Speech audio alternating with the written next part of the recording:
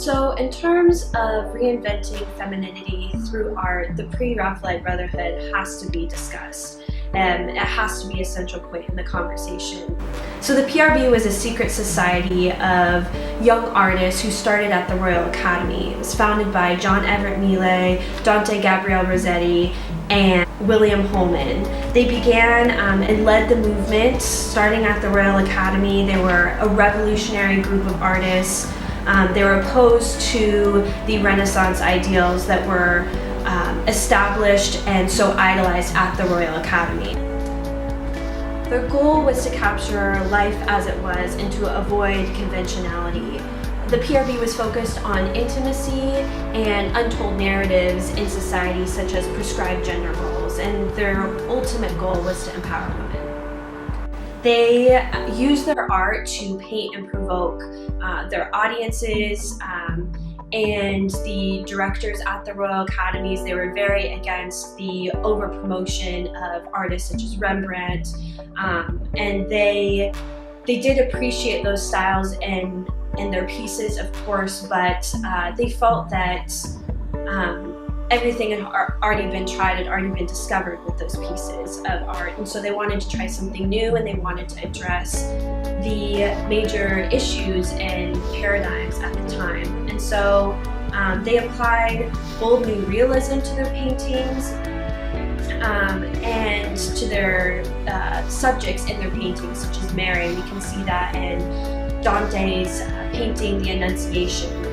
Mary is painted with this realism, and she's organic and she's genuine in her response to the angel Gabriel coming to her to announce that she is pregnant with the Christ. And so Dante endows his piece, The Annunciation, with realism. He almost empowers women through that painting. They're not just this sacred object that doesn't have real emotions like men. It's a very real and organic piece. And they wanted to empower women not only through their own individual works, but to pull them into their group and to encourage them to create their own pieces.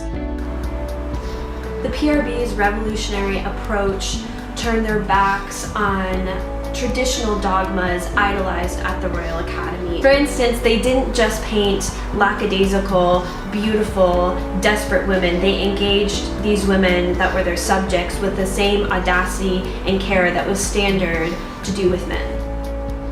So the PRB used women as their subject matter as often as they could, but they didn't just use them as their subjects, they also wanted to empower them in their own right to become artists and to establish themselves among the community of artists that was predominantly made up of men. And this can be seen by the work of Julia Margaret Cameron and Mary Morris, and they became iconic and very popular in their own right. Millais, Rossetti, and Holman believed in art's ability to change and influence society, which drove them to focus habitually on social issues and prevailing discriminatory attitudes of the time.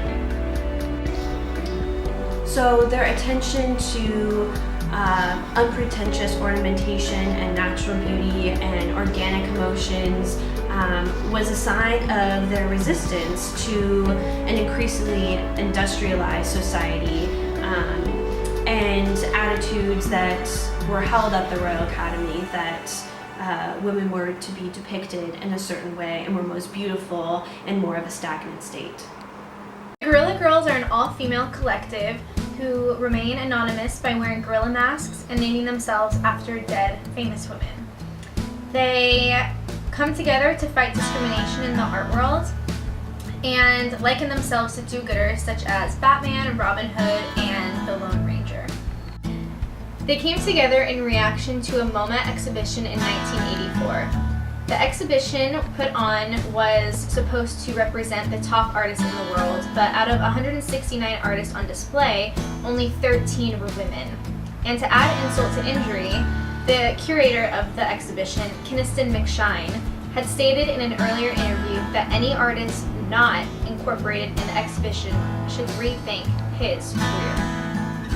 The original Do Women Need to Be Naked to Get into the Met exhibit was produced in 1989 after the Guerrilla Girls walked through modern art museums and counted the ratio of women artists to female nudes. They found that only 5% of artists in the modern art section were women, however 85% of the nudes were females.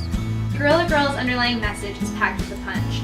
How can you tell the story of a culture without incorporating the voices within the culture? The Walker Art Center in Minneapolis bought the entire Guerrilla Girls collection, including posters and multiple prints that were originally plastered all over Soho. The posters still pop up in gallery districts and call attention to misrepresentation in the art world and the wage gap. Their art is currently on display in London at the Tate Modern, at the Abron Art Center in New York, and the Walker Art Center in